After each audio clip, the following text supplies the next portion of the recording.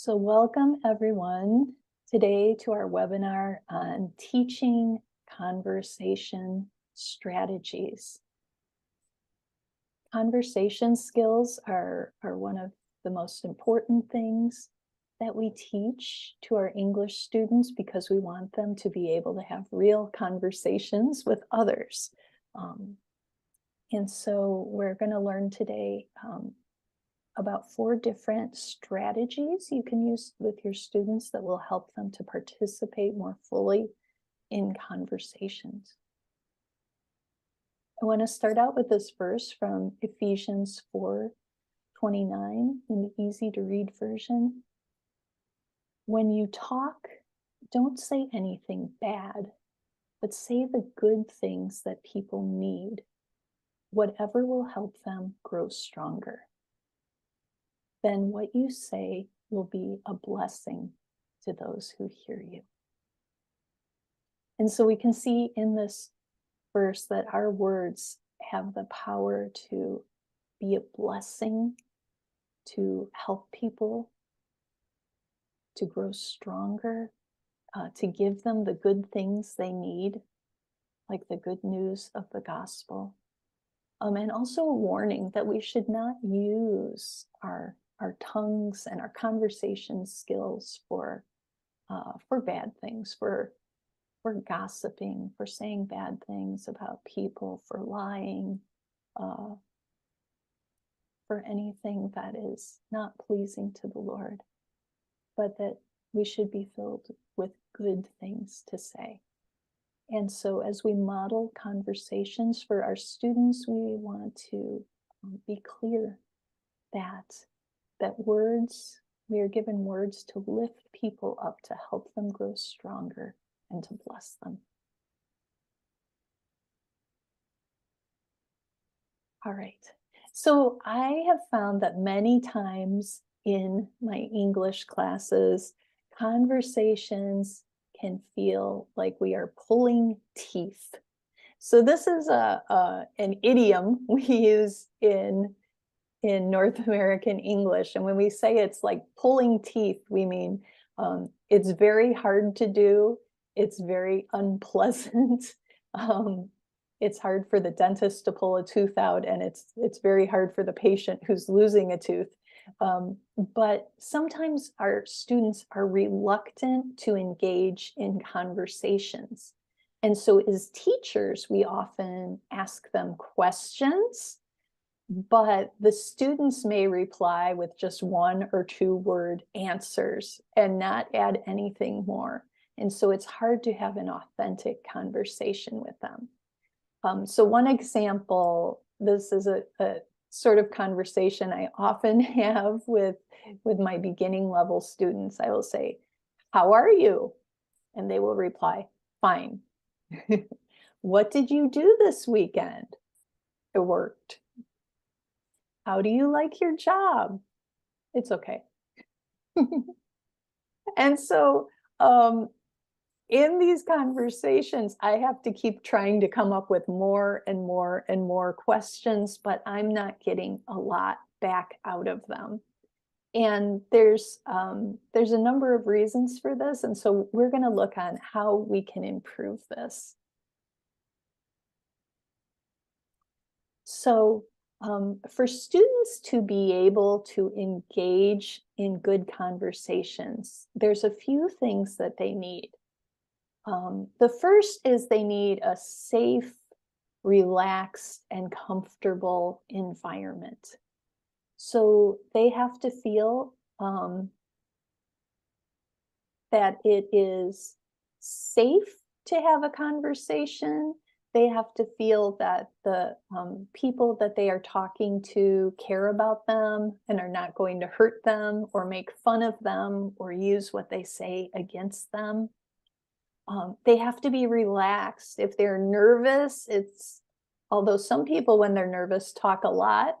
I've found for English learners, when they're nervous, they tend to be very quiet. And so we want to make sure that they know that our classroom is a place where they are safe to talk, where what they have to say is confidential, where we are not going to laugh at them or belittle them if they make mistakes, but that we care about them and we love them. And so this is important not only for us as teachers, but if there are other students in the class, they have to know those rules, right? That they are not allowed to laugh at someone when they make a mistake, that they should not be interrupting the other students and correcting them during the time of conversation, and that things that are said in the classroom, such as prayer requests, will not be shared outside without the student's permission. So those are just some of the safe boundaries that have to occur for students to feel comfortable to talk. The second thing is students need to have enough vocabulary and grammar to speak about the topic that we're conversing on. And we often expect too much of our beginning level students. It's hard to have a conversation when you only know 200 or 300 words in a language. There's not a lot you can say yet. So we want to, before we have a conversation, make sure that we have taught the vocabulary and grammar and modeled that for them so that they have an idea of the words that they need to use and how to use them.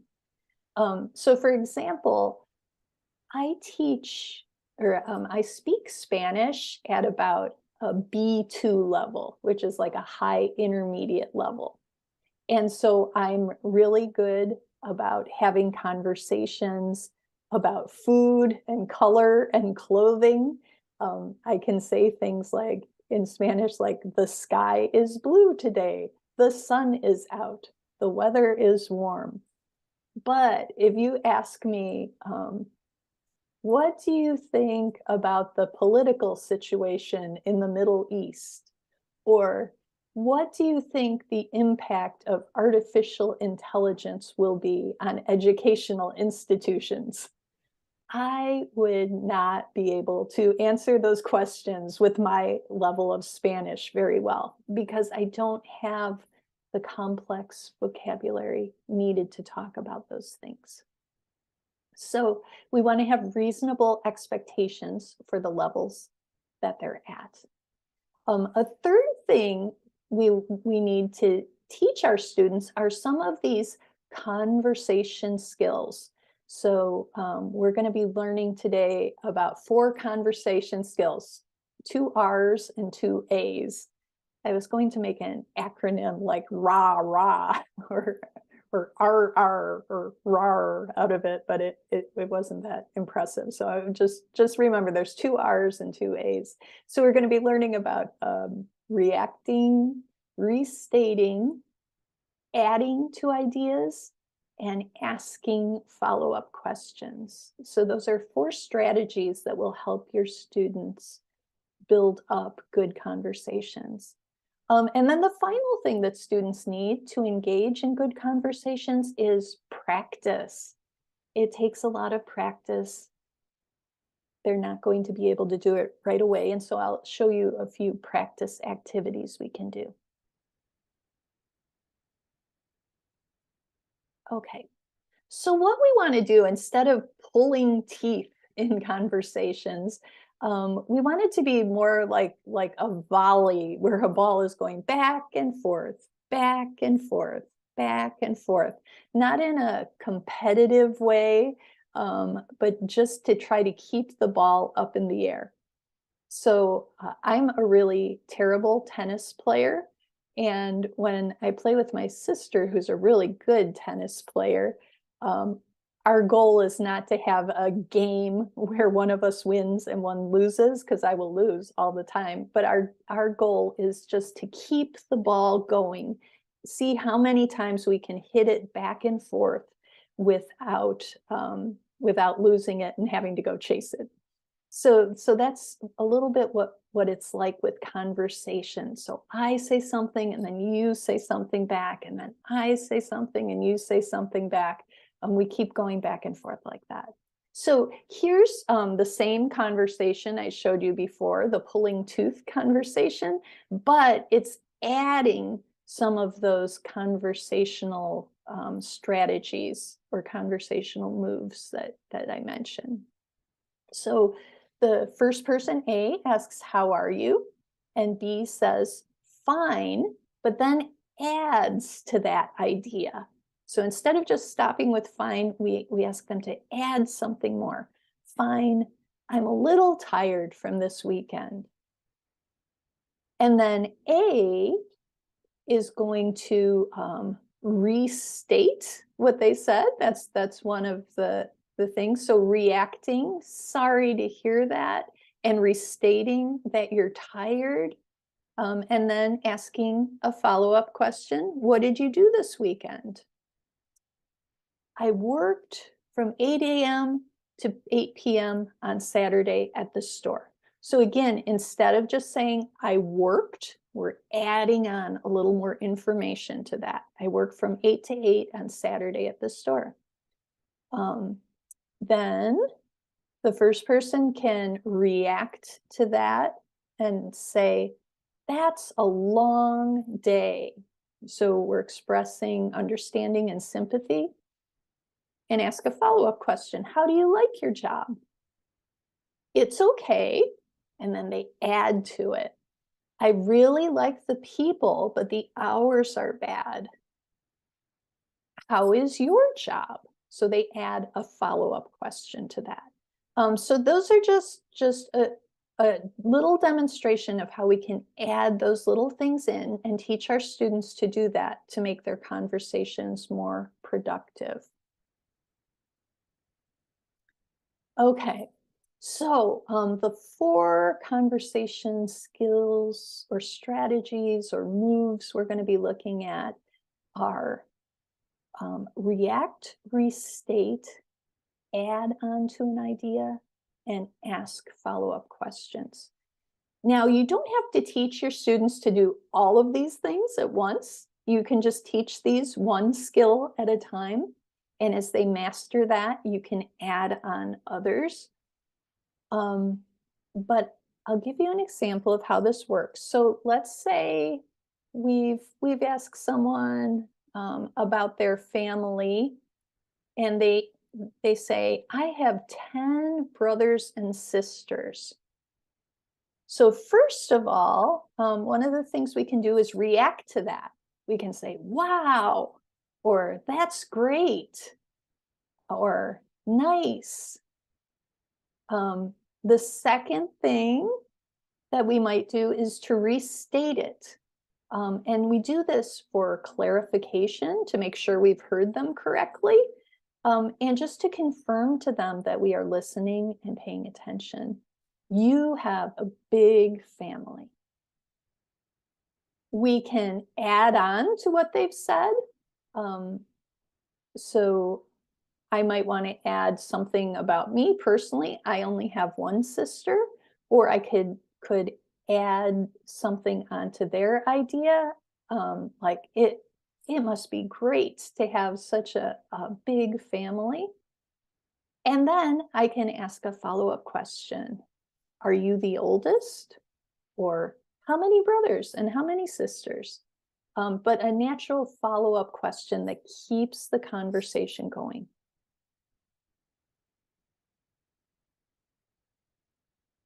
All right.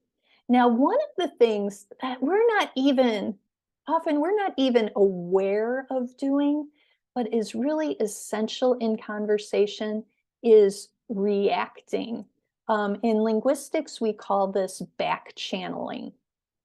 And so these are signals that listeners use to show that they're paying attention, but they don't have the intention of taking over the conversation. It's just to let them know, I hear you, I'm listening, I'm interested in what you have to say. And some of these are written in the little speech bubbles up here. So some things we might say as a friend is talking, we'd say, cool, that's interesting. Right, really? Oh no, Ah, go on. So those are just, they're little verbal cues to the other person that we're paying attention. The other day, I was talking to a friend on the phone, and I was trying to do something else simultaneously, which is always a bad idea. Multitasking is not good for me. So my friend was telling me something, and I was busy trying to fix something and like struggling with it. And all of a sudden she said, "Are you still there?" And I said, "Yeah, yeah, yeah, I'm here, I'm here." And she's like, "Oh, I didn't hear anything from you." And so she realized from my silence, because I was focused on something else instead of providing reactions, that I was not paying attention to her, right? Um, so we in in conversations, we expect, now this is a cultural thing for North American English speakers. We expect that the other person will be saying these little reactions as well as using nonverbal cues. So if we're on the phone, it's not as important, but if we're in person, people often use reactions that are nonverbal. We nod. Oops. We nod while the person is talking. We usually look at them, we make eye contact with them or look at their general direction. And we use facial expressions. We smile if they're saying something happy. We frown if they're saying something sad. We, look perplexed if we don't understand what they're saying. But all of those show that we're engaged and we're listening. So we need to do those as well. Some other examples of verbal reactions could be, uh-huh, yeah, you did? Really? That's amazing. Oh, I'm sorry to hear that. Wow. Praise the Lord. That's great. That's too bad. Amen. Nice. Okay. So again, these are just little phrases, but the absence of these makes the other person uncomfortable. And so for our beginner students, sometimes even if they're listening and they can understand what someone is saying, they are not providing these back channel words in English. And so the other person is not sure that they understand or they're following or paying attention at all. Also, there are cross-cultural differences. So one thing I had was I taught a class with a bunch of Japanese businessmen. And when I would talk to them, they did not look at me and make eye contact. They looked down at the floor while I was talking to them. And that made me feel really uncomfortable. I felt like they didn't understand me or they weren't interested in what I had to say. But really, it was in their culture that they showed respect by looking down and not looking directly in the eyes of someone in authority while they were talking. So they were showing respect in their culture. But because that was different in my culture, I misunderstood it. Another thing that can be different is in some cultures, the type of back channel reaction that's used, the frequency and the position of it. Do you say it while the person is still talking, or do you say it when they've paused? That can vary a lot from culture to culture. And so that can cause negative reactions in cross-cultural communication. So you may want to make your students aware of that. So any questions on these little reacting or back channels?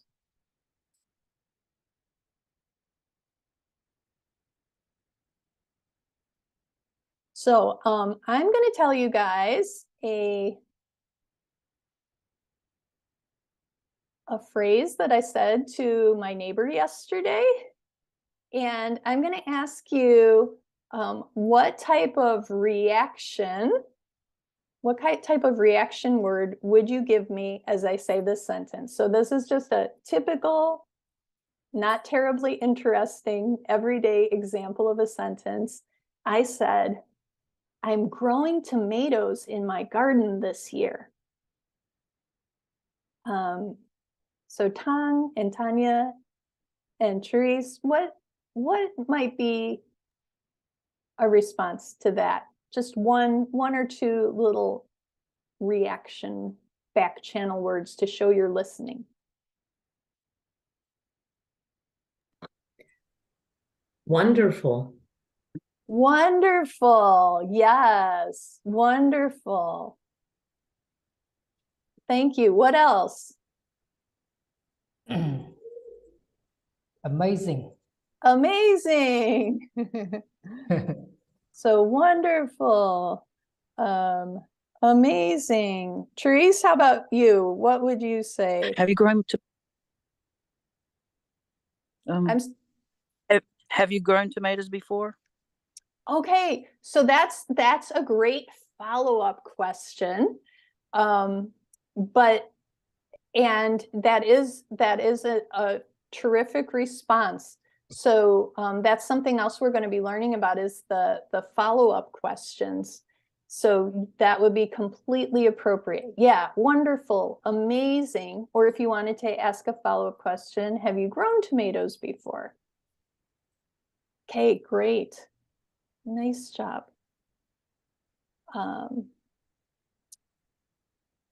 Let me go on to the next one. So now on, oops, gotta go back to my mouse.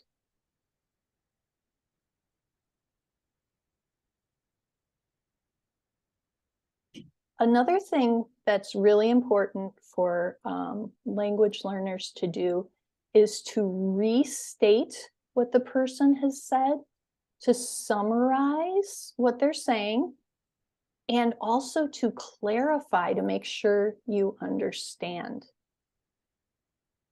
So again, if we use the example, if somebody says, I have 10 brothers and sisters, you could restate this to keep the conversation going. So you could say, you have 10 brothers and sisters? You could say it with slightly different words. You could say, you have 10 siblings? You have 11 kids total in your family? It sounds like you have a big family. You can also, ask it as a question. Did you say 10 brothers and 10 sisters, or 10 brothers and sisters total? Right? So you want to clarify. And again, especially if you don't know the language well, many times you misunderstand people. And by restating, you give them the chance to correct you and clarify what they have said. The second example, someone says, I worked from 8 a.m. to 8 p.m. at the store. So you could restate it. You worked a long time. You worked 12 hours. You worked all day at the store.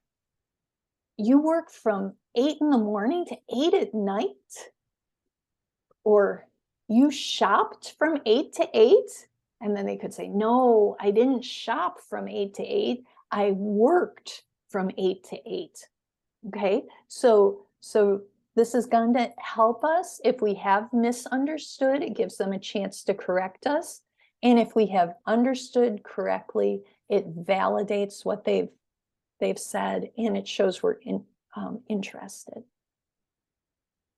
Okay, so let's try this one again. So I'm growing tomatoes in my garden this year. How could you restate that to clarify and summarize?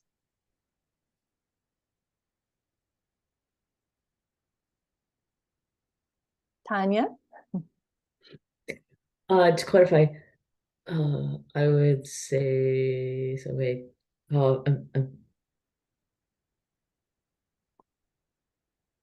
so you're growing tomatoes in your backyard? Good, yeah. So you're, location. oops, can't find my apostrophe. So you're growing tomatoes in your backyard. Mhm. And I might say, yes, in my backyard. Or I might say, no, in my front yard. Or no, in the community garden down the street. Good. How about one more? What's another thing we could say to clarify and summarize? Are you growing other things in your garden as well? Okay, good, good. And that's a good follow-up question. Are you growing other things in your garden as well? So it shows you're paying attention and showing interest and understanding what we're saying. Okay, great. Thanks, Therese. And let's go on. I forget when I use my annotation. I need to go back into my mouse before I can go on to the next slide. All right. Then a third thing we can do is add on to the ideas. You can add on details to your own ideas, and you can also add on to the ideas of others. This makes it more interesting, and you can show agreement, interest, encouragement, commonalities, or differences. So for example, if someone says, I have 10 brothers and sisters, I could say, so do I. Or I don't have any brothers, but I have 2 sisters. It's great to have a large family. That must have been fun growing up with so many kids to play with. So you're just commenting on their idea to show agreement, interest, encouragement, commonalities, or differences. If someone says, I work from 8 to 8 at the store, I could say, oh, your feet must be tired from standing that long. Or I only worked 7 hours. Or you are a hard worker. Or, oh, that's great. I would prefer to work 3 12-hour shifts instead of working 5 days a week. So you're taking what they've said and you're adding on to that idea. All right, I'm going to make you guys do the tomato example again. So I'm growing tomatoes in my garden this year. What is something you could add to that? So am I. So What am kind do you I. have? Good. Yes, so am I. You're adding to the idea. You're showing a commonality. Yeah, and you can then ask a follow-up question. What kind are you growing? Good. Any other ideas?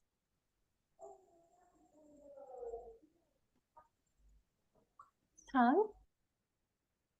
I wish I could grow tomatoes. Okay. I wish I could grow tomatoes also. Good, good, good, good. Yeah, so you're adding something about yourself that's related to the topic and you're showing interest. Good, beautiful. Okay, now asking a follow-up question. So asking a follow-up question shows that you're interested in what they said and you want to learn more. So if they say, I have 10 brothers and sisters, you could ask, how many are boys and how many are girls? Do they all live in the same city? Do you see them very often? What are their names? There's a lot of follow-up questions you could ask. Or I worked from 8 a.m. to 8 p.m. at the store. Is that your usual schedule? Which store do you work at? What do you do there? Okay, so just some natural questions that you would like to know about and shows that they're interested, and you're taking some initiative to keep that ball moving instead of just nodding or not saying anything. Okay. So here's another example of a conversation with reacting and asking follow-up questions. So someone says, my son was very sick last week. It would be appropriate to say, oh no, or I'm so sorry, that's too bad. And then ask a follow-up question. How is he now? He's much better today. And then again, responding to show that you understand that good news. That's good. I'm glad. Praise the Lord. And then ask a follow-up question. Did he go to see a doctor? Or what was wrong with him? So those kind of things, it's very simple just to do those two things, just to make an appropriate reaction and ask a follow-up question. So here, if we model this for students, we're asking them to do, those two things. Just do an appropriate reaction, ask a follow-up. React, follow-up. So we could try to have them use those two skills. If that's too much for them, we can just start out with react. My son was very sick last week. Oh no, he's much better today. That's good. So we can teach our students to react to positive, negative, and neutral news. Maybe have them learn those phrases. Oh no, that's good. And uh-huh for neutral, or fine, or okay. All right, and I think we already did some follow-up questions about the tomatoes. So what kind are you growing? And are you growing them in your backyard? So those are just natural questions that follow up to what the person has said. Mhm. Now, here's one way we could have our students practice. Instead of Q&A, those are question and answer. Those are the kind of pulling teeth conversations that we often have. We're going to ask the student to, instead of just answer the question, to answer, add on to the idea, and ask a follow-up question. So we can tell our students ahead of time, I'm going to ask you a question, and I want you to answer the question, add something onto the idea, and then ask me a follow-up question. So we're having them incorporate the add and ask in that way. So if I ask my student, where do you live? They answer, I live in Chicago.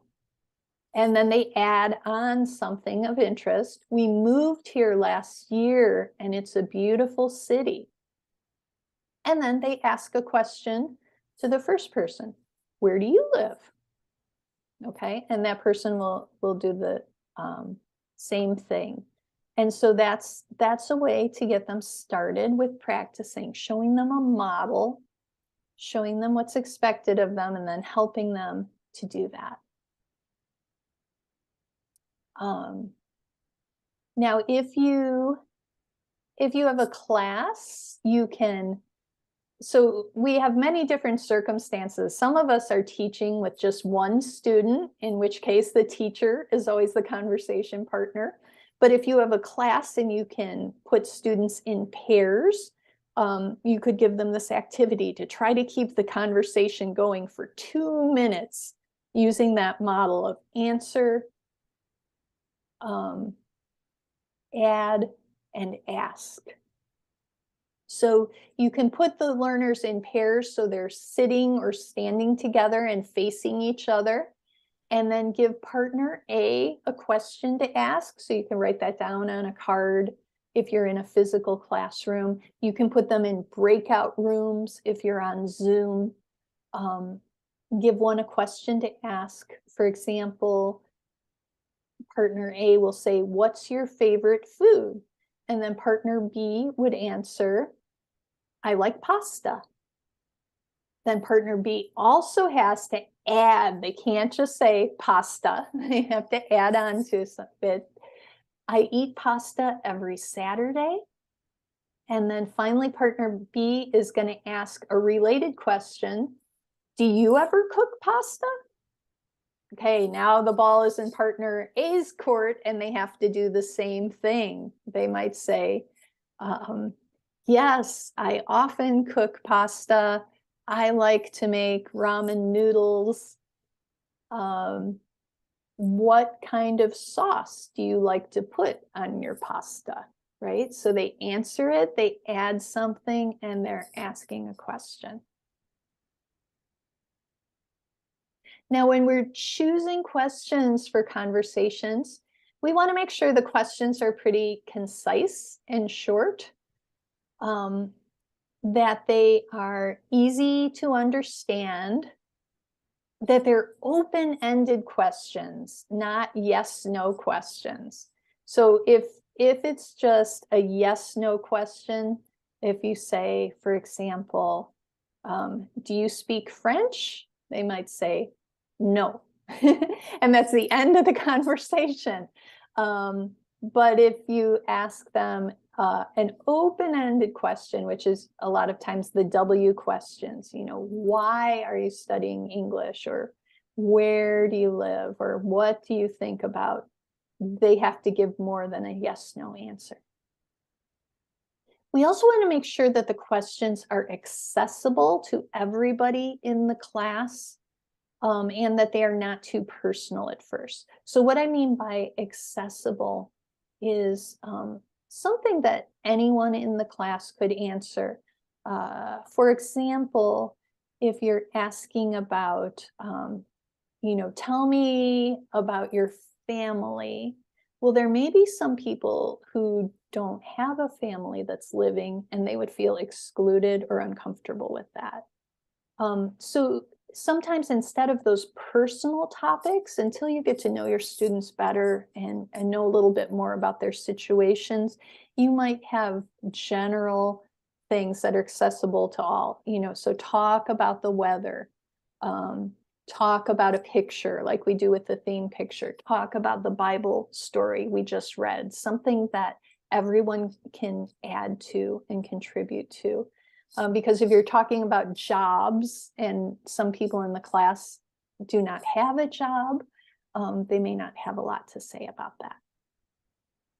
We can also use, as I said, prompts. So you could show a video clip to your students and have them talk about that, or the Bible story, or a picture. Let me give you an example of a picture we're using in one of our Light of the World lessons.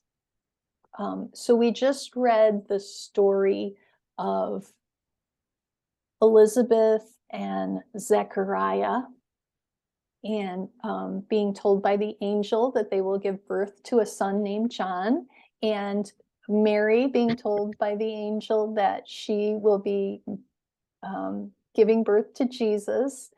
And so Mary runs to visit Elizabeth, and this painting shows that scene where Mary and Elizabeth are together, and the baby in Elizabeth's womb is jumping for joy. So we've just read this story, so we can look at this picture and say, what do you see in this picture? Who do you see? Who are these people? Describe them. And they might identify, well, this is Mary, this is Elizabeth, over here is a dove, over here's a man holding up a sign and it says his name is John. So I bet that's Zechariah, because he couldn't speak, but he held up a sign that said his name is John. And maybe that's Joseph, he looks like a carpenter. So just different things like that. I find that interesting pictures can really get people to talk. You can also ask your students to share their own pictures. One of the wonderful activities that I've done with my students is I ask them to take photos of 3 things that are important to them. And then they come to class and they have to tell the class about those 3 photos. So often people take pictures of their family or their car or the place where they work or, you know, their hobbies. But they often get very excited talking about those things because it is important to them.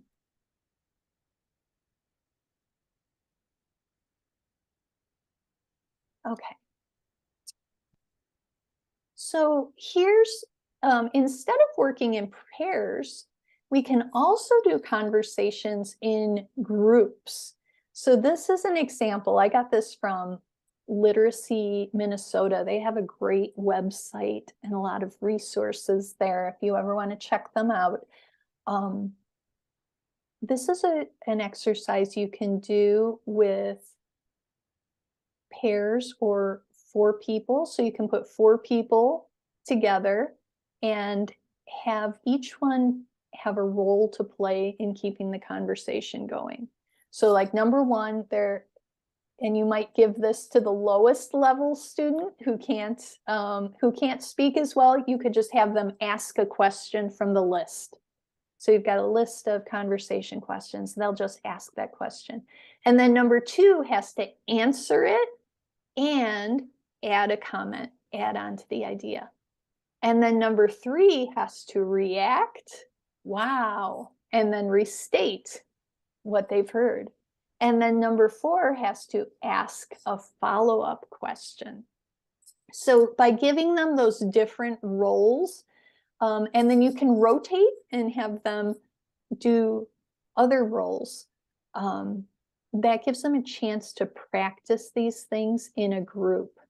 And so in a group is a lot harder than one-on-one, but then it's important for them also to get up those skills to know how to manage conversations in a group of people as you would in a social situation.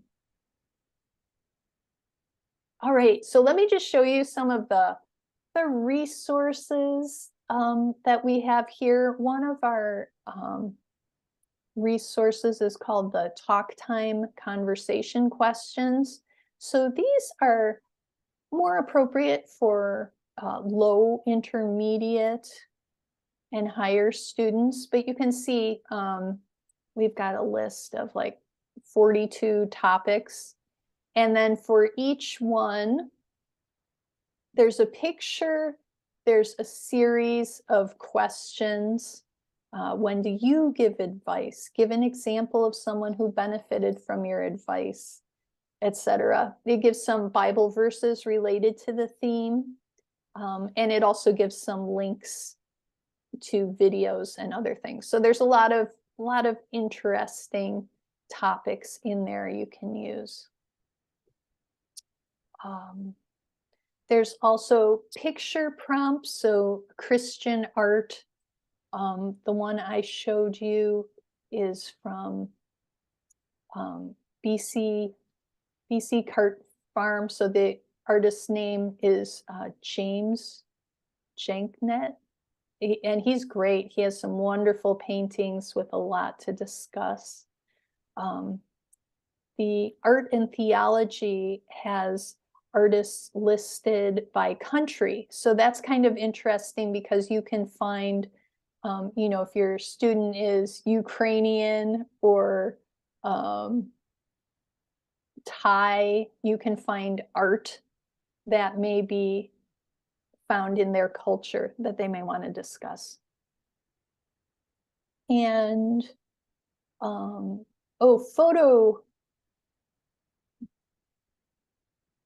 banks. So here they've got a list on the Literacy Minnesota website of some great places to find photographs. So a lot of these are news photos. The New York Times has a photo of the week called What's Going On in This Picture. And so those are great for conversation topics too. So I hope that this webinar has been helpful for you guys, and we look forward to seeing you on the next one.